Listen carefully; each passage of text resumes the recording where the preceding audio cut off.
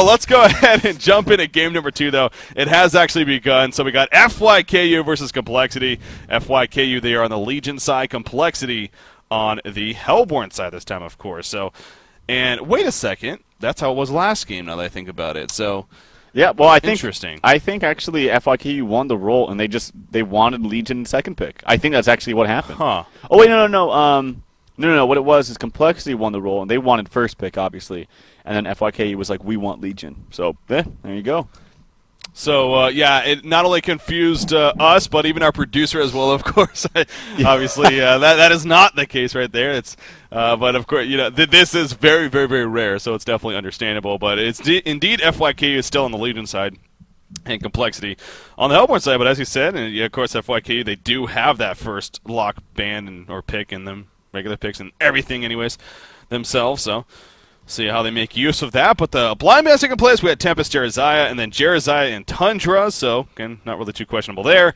Then you go into Bubbles, Devour, Plague Rider, Ophelia, Cthulhu Font, and Parasite as far as our locks. So seeing a hero like Devour locked, which was locked by Complexity, specifically B-Kid, there's a possibility for having some fun there with a hero like Devour. Yeah, definitely. Devour actually is very, very strong, I think. You just have to lane him appropriately. He's very good against pushing. You get if a team is pushing, you get a good hook off. It's instantly like death. It's instant death basically. So it's really fun to watch Devour and play as well. It's very, very spectator friendly. The rest of the locks: Plague Rider, Ophelia, Cthulhu Font, and Parasite. Lots of jungle potential right there. And now bans are going very, very quickly. Fade, Nymphora, Fade, Pebbles, Dark Lady, Draconis banned out by Shizor, and with one ban remaining from Complexity's side. What could they possibly be looking at here? I'm not quite sure, to be honest. It ain't going to be Silhouette or Mage Main. No? I wouldn't think so. I think they might as well. Because, you know, if they ban one of those two, then if I was FKYU, I'd be like, I'm going to take the other one. And then what does Complexity do then? Complexity will ban more Axis with their final ban. It's fun. Fun doing fun that. Stuff. Fun making fun of the best team in the world. Because I'm so much better than them, and I can do that. Captain's pick for the Legion side, so they're going to make their first regular pick. And, you know, with having both of those open, definitely wouldn't be surprised to see something else instead. You know, something like a Glacius or a Luna, who's still on the board there. Definitely very powerful support hero, so FKYU has some decisions to make. And I think that goes back to last game as well. I don't think we necessarily question their picks. I mean, actually their picks seemed fairly strong. The lane setups, at least the ideas, seemed very strong. It's just, again, when it came to execution, wasn't the greatest there for them. Yeah, so. Definitely. The Silhouette first picked right there, and I would imagine Glacius, and they don't have to pick Magebane right here. There's no reason to pick Magebane, so they shouldn't pick it. If anything right here, I could actually see something like, well, there's lots of junglers actually in that pool, so maybe a mid hero like Witch Slayer is my guess. That Fade is banned out. They could also go a Luna mid. Luna is a very, very strong mid as well, but I would put my money on Poliwag or Witch. Let's see what they do here. Probably Witch. I'm going to go Ravenor. Ravenor? No, he's not available. Ravenor's I know Beacon loves to play him. I actually played that hero last night. He was very, very fun. Yeah. You've been playing a lot of new heroes lately, haven't you? I've been trying to experiment a little bit. Just with the heroes, guys. Just with the heroes. It's a good thing you confirm now. Look at this. Complexity. So speaking of new heroes, Glacius and then Kinesis. And, you know, as when we talked about the patch, you know, there's 4 heroes that became available in tournament mode. Kinesis, of course, one of them. Then there was Gunblade, Artillery, and Blitz.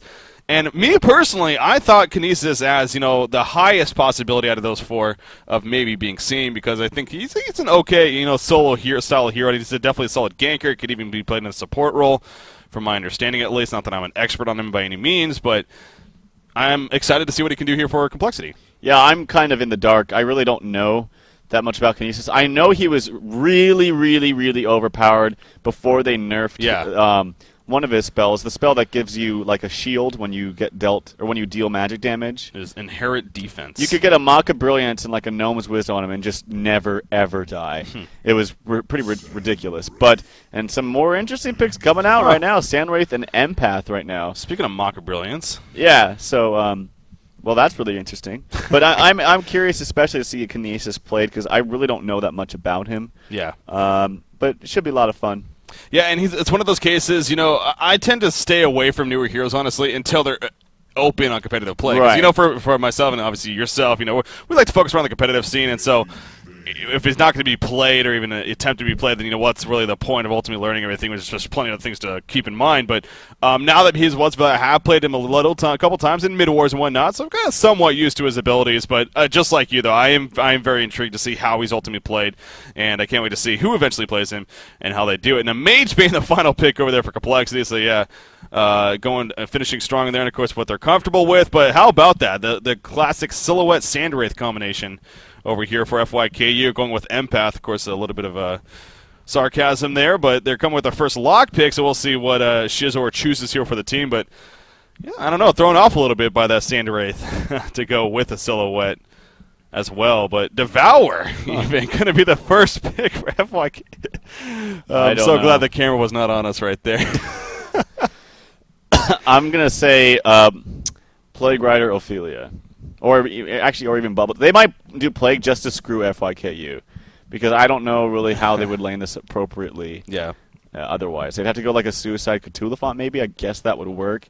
No, not really. I don't. Well, you see Haxer, he's like, no, after that Devour pick. And they were the ones to lock Devour with their first lock. So it is likely that Complexity, you know, they wanted to run him whether it was a specific strategy or just to have fun. But FYK was like, no, we're going to spoil the fun for you. Yeah. And pick him up ourselves. Is this going to be like a support Silhouette? That's what I'm thinking right here. I don't know. Yeah. That would be interesting. I think in the end it's going to be, okay, so there's the Bubbles pick, and go Ophelia. Yeah, why not? So I think they should pick up like Plague Rider here, and they could do like a Plague Devo. That's mass slow. Right there. Okay, Plague Devo is damn good. I have to say, I've run it a lot of times. It works out really, really well. Are you being sarcastic? No, it's really, really strong actually. Okay. The deny always gets you in the perfect lane control, or in the lane position, and the double slow with the rot and the Plague Nuke makes it very, very easy to just run up to someone, kill them, and use the hook for the extra damage. So it's actually a very, very strong lane if they decide to do that. But they go with Parasite. I really don't get it. Parasite, I mean, it is good against Ophelia, but I just feel like Glacius is going to help. That's what they do, Complexity does. If they have someone that's trying to counter the jungler, they know they're probably going to win that short lane anyway. So the Glacius he needs to be close, but doesn't have to be there in the lane all the time. Yeah. But if they feel a presence coming out from this Parasite, trying to harass this Ophelia, Glacius is just going to come down there and help out Ophelia and just destroy this Parasite, and his time is going to be completely wasted. Well, so we'll see. Yeah, it's FYKU. You know, we talked.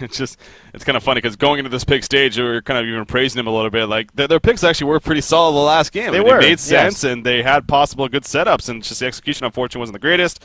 This time around, it's a case of who knows what the hell they're thinking. I mean, it's almost as if they just kind of went one by one, didn't even think about the big picture, and just chose what they felt like playing. Which, you know, as we stressed earlier as well, there technically isn't anything on the line, and really this is more about having fun, very likely for especially a team like FYKU. They're going up against the best team in the world. They're here on HonCast, a very rare moment for them.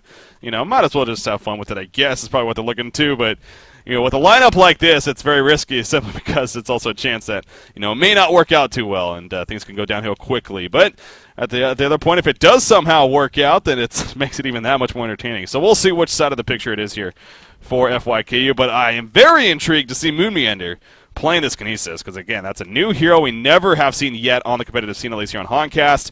Just became open this last Friday, I believe. As well as Gunblade, right? Gunblade, Blitz, and Artillery. Oh, Artillery. Yeah, Artillery as well. I actually talked to Dog Kaiser, of course, the famous Dog Kaiser, the elite balance of on S2 games, or Here's New Earth, and he made the point that he actually thinks out of the 4, Artillery has perhaps the greatest chance out of never played that hero being played. So I don't know. Yeah. But I have played Gunblade. He's very fun. I gotta say, I don't know if he would fit in a competitive game. Time will only tell. But right now, we're gonna test out the waters, or at least Moon Meander's gonna test out the waters of Kinesis, and we'll see what he can get done here. Yeah. But against this FYQ lineup, I don't know how much you can take from this game with this lineup. What do they have going on here? Let's check this out. They got Sandwraith top with an Empath, a solo Devourer mid, and a solo Silhouette bottom. So they're going to do a pseudo tri-lane top with, I'm assuming Parasite's going to be up here somewhere. Where is he? I can't find him. Oh, there he is. He's over there. So he's just waiting for that creep to be spawned. Kind of an interesting position to be. Oh, he's waiting. Oh, he didn't wait. Oh, he should have waited just a little bit longer. That would have been devastating. Chessie, she was in cast animation, but she canceled it. I mean, that's just how quick Chessie is. I know it. I love it. But, yeah, so I wonder if Parasite even thought it went off. But you see him talking about watching his stream. But anyways, good attempt. But, yeah, Chessie did a good job of holding himself back at least. Yeah, definitely. That was a really smart play by him. But that's got to be annoying. Parasite's going to take that creep. It's basically just using it to kind of screw over Ophelia a little bit and give himself a little bit of experience. He is going to find a Skeleton King up here, but that's pretty much the worst creep you can get early on. Minotaur is always the best. Old Catman and Minotaur, but Skeleton King can still set up some stuff if you have the damage output. But I'm looking at Empath and Sandwraith, and I don't know if that really screams damage output that much. So yeah, we'll see what Skeleton King Man can do here. Skeleton King Man. Sandwraith is going to chase a little bit with that Desert's Curse ability, but he'll have to fall back quickly. In fact, Skeleton King coming over from Chessie. Are we going to see that root? Yes, we are. The wall just not in time. Magebane gets through, but it's not going to be enough for the kill. Sandwraith more than tanky. So, speaking of pressure, it is applied by the Hellborn team, actually, Complexity after the initial pressure by the Legion team, but no kills happening. Hook attempt in the middle lane, actually coming out from X-Stab right there on Devour, but Moon Meander, of course, the sidestep king and all. He was easily able to avoid it. Now, I'm curious to hear your expertise on this, Terrell. Kinesis versus Devour. What is your expertise on this? Well, I don't know because I don't really play Kinesis or I've never really played against Kinesis, and I don't know what he has to offer. Actually, Parasite comes in there with the Wild Hunter. The hook does come out, and actually Kinesis is going to be in a lot of trouble. Now, one thing that Kinesis doesn't have, the Bloodlust kill does come out. Glacius does have a haste rune, though. Parasite will fall. Skeleton King will keep Devour in place. I think Devour's going to fall as well. Can he? Nope. I was going to say, could he deny himself, but Chessie gets the nuke off. So, very, very good response coming out from Complexity. Yeah, so, but again, that's obviously I was kind of putting you on the spot there. I didn't think you really had much to say because, again, Kinesis is a very new hero, and so it's just going to be interesting to kind of see how he ultimately does. But the Bloodlust kill right there, so that was a good start for FKYU. It's just unfortunate that they got turned on, and both Devour and Parasite ended up falling as a result. Franzi doing as he usually seems to do so well, controlling especially that 2-minute rune off the bat on a hero like Glacius, and even setting up a gank with it. So, again, very well played. We did see Kinesis. He is going 2-2 so far with that Stasis Smash and Telekinetic Lift, so I'm going to do my part in terms of learning the abilities as well. And it looks like Devour canceled his port, so we had to walk mid. Oh, that's always brutal. I've never done that, though, so. No, neither have I, ever. Do you do the shift click? I always do. Yeah. Although, actually, my shift button is kind of getting screwed up. And actually, Devour trying to man up just a little bit more. I guess that little ability, I don't even know what that's called, but he misses the hook. I don't know how, because I'm pretty sure the rot was still applied to Kinesis. So that's he was just out of range of it, but yeah, he should have used it earlier. I'd like to call Moon the sidestep king, but that was really more on the fault of X-Tab there. Come on, big missed hook there. Kinesis doing a lot of damage there with his spells. Again, it's just kind of news to me. I don't really know his potential. I do know that his ultimate potential. Yeah. Oh, I know that. I know that his ultimate puts up like 6 units or something. Yeah. Here comes some more damage. Can he? Wow, there's so much damage.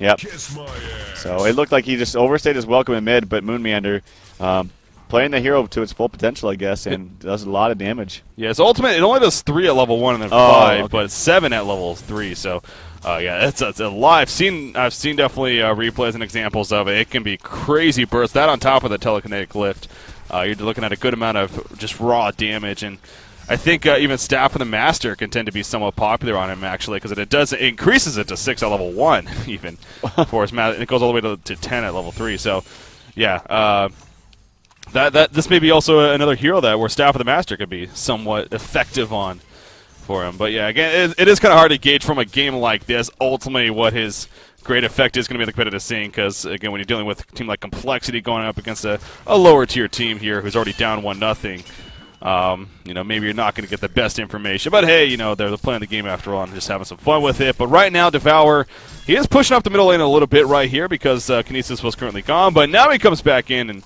going to apply the pressure once again, and Devour will be forced to fall back. So, Magebane actually at the top lane, jumping on an empath. Samurai stabby, trying to scare him off, but that dagger ain't going to do too much. And Mage Pain will be more than fine. Stabby, stabby. I'm gonna come after you, buddy. Yeah, it's not much Sandwraith could do in that situation, obviously. So, smart dive right there from the Hellborn side. So, what do you make of Sandwraith? I know you guys actually ran him for a little bit. Yeah. Before you actually ended up coming to this gig, obviously, but I love Sandwraith.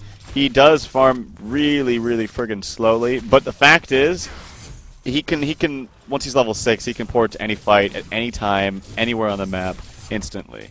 So it just makes you actually that helps your farm in that regard because you don't have to farm somewhere with the TP scroll worried about I have to be to this fight and then walk across the map because you want to be able to be there and help out with the team fight. Nope, you just press R and you're there.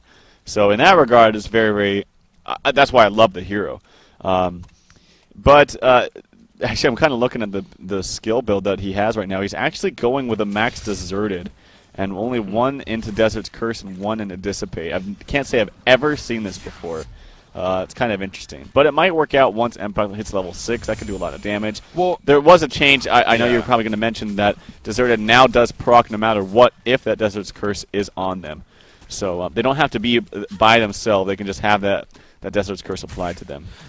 But I remember talking about the actually Bubbles in the bottom lane. Nice snipe right there from Guifix with a Death Lotus, actually. It's initially set up by the Invisible Parasite, who just happened to have the runes. So good job, actually, at the bottom lane, getting a nice kill me with the top lane. Mage Bane, a little bit of pressure, but more than fine in the end. But you're right. So, yeah, that change did happen to where Deserted now works on a Desert's Curse-affected target.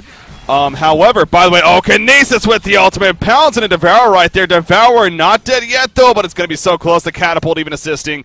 One more auto attack maybe should do it. No, yes, it will. Just barely enough damage. And now Kinesis, however, in a little bit of trouble. He is on the run because Parasite's chasing with those Ghost Marchers. Can he get a range for the Leech? It's going to be really close right here. Really close, really close, really close. Thunder Blast. Oh, the Thunder Blast, but no, Kinesis will fall as the Leech is just in range. He does have a face hug, but yeah, not worth to try to go for the kill right there.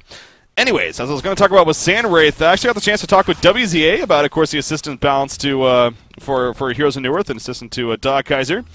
And he was making the point that, and it's definitely a very fair point, Deserter only, it's a very small radius, actually. It's really not the biggest radius. I think it's something like 400. So meaning if a hero is within... is further than 400 yards, then Deserter will be working already. So the chances of a hero being that clumped up is honestly pretty rare anyway. So Sandwraith in the meantime, though, while talking about that, the double Minotaur, nice second Minotaur stun by Chessie. He even positioned it in the middle of the two heroes right before stunning with it and ended up setting up both those kills. So I'm just blabbering on, but Complexity, especially Chessie, is making some big plays right here.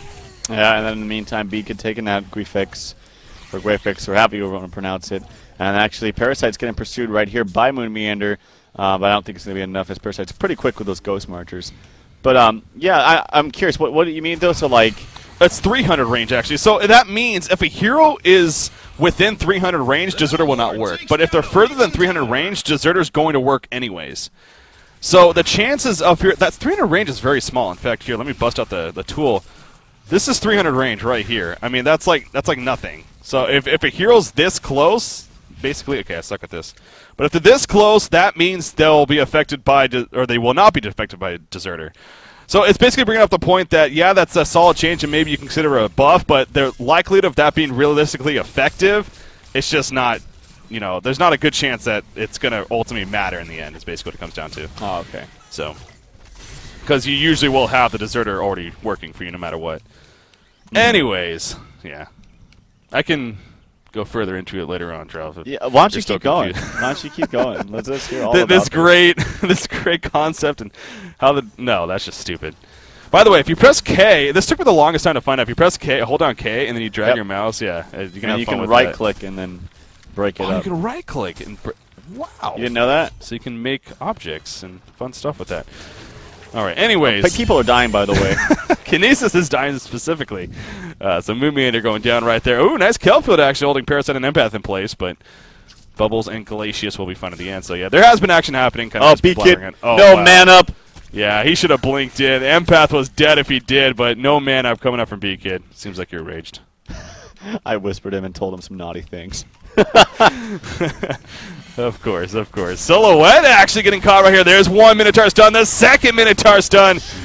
Oh my god. Oh! He's talking. Nice hook, actually. B-Kid's going to be pulled in, and yes, B-Kid will fall right there. So let's get a counter kill onto Mr. B-Kid. Yeah, definitely. That was a good. He just whispered me. He goes, "I'm done." Don't blame him.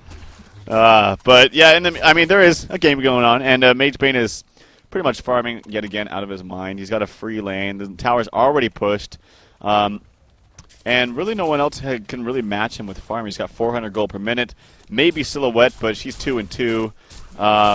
56 creep kills, almost 300 gold per minute. Moonmere gets a kill on, and then there's another kill just happening simultaneously. Shizor dies to Haxorin playing that Mage Bane. Sandwraith trying to do something here, but Mage Bane holding his own. All the mana is now depleted from Sandwraith. There's Empath applying that stun. Chessie in the meantime picking up a tower kill in the mid.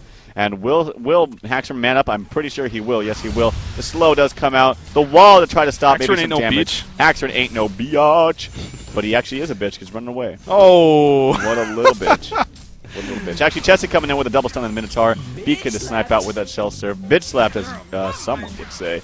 And there's the Devourer. Oh, actually, the stun missed from Chessie. It must be the first Minotaur stun missed in all time. Worst Ophelia. Chessie, pretty bad Ophelia, actually. Obviously. If you ask me. And there comes Moonmere doing his Kinesis things. I'm not really sure what this hero does. The hook, actually, I don't even know if it was attempted.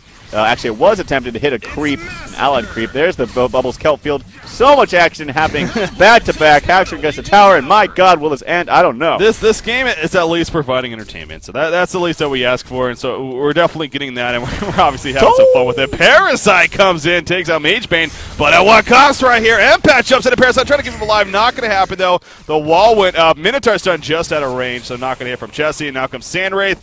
Going over the ledge, being like a boss that he is, of course, with that Jesuit's Curse, but now he's in a lot of trouble. There's the ultimate from Kinesis. That wasn't even the ultimate. Holy crap. That was actually just a telekinetic lift, actually.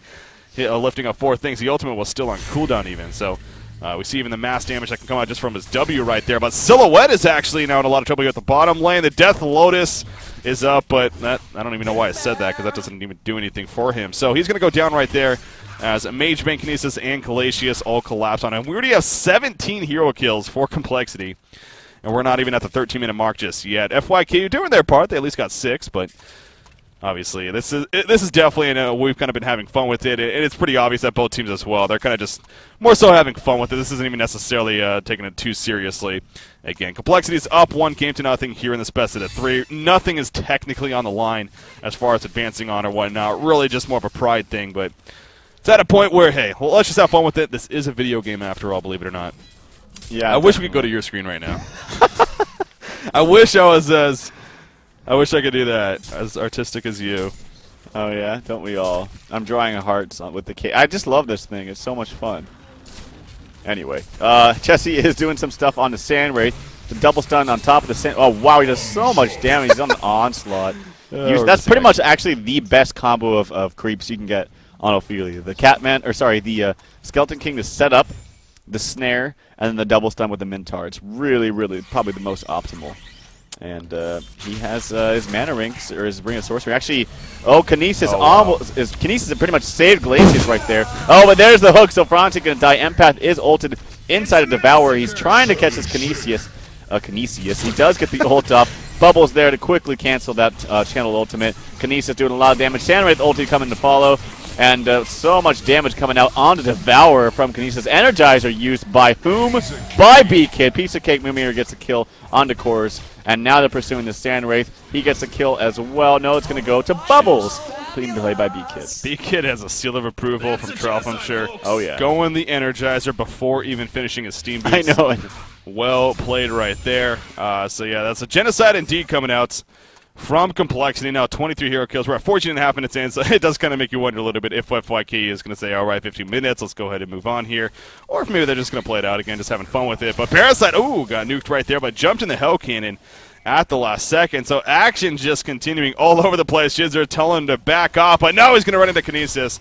And now he's in a lot of trouble. The Hell Cannon's going to die. Here we go with Kinesis. Lifting him in the air. Minotaur stun will hit. There's the big burst damage with the telekinetic the telekinetic smash right there. There goes Devo. Lift. I don't even telekinetic smash. I just made up a name. Devo's going to go down as well. He was going man mode. You got to give him props for that, but it was pretty silly. If I run down the mid at minute 1, Can you just say I'm going man mode? Give props to me. Yeah, exactly. Can I do that? Yeah, I will. Yes. By the way, I'm a little bit disappointed in coR's right here not playing the Lust Empath ult. Oh yeah. We had some fun checking that out today. That just came out in.